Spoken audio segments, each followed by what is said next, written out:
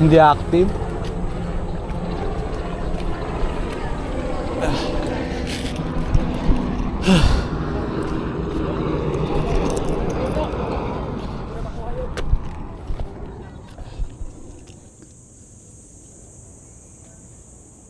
So yun, wala na huli. Saglit lang talaga ako dun eh.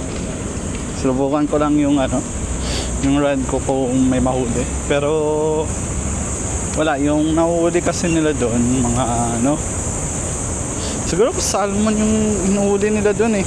Ang layo eh. Migit na yan eh. 50 feet?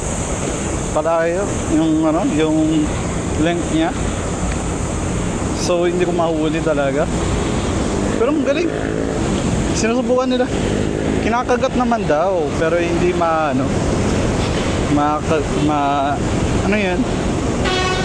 madali ng mga ibang mangingisda.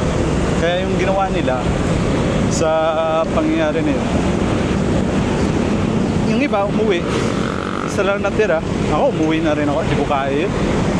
Pagdating sa ganon, hindi talaga.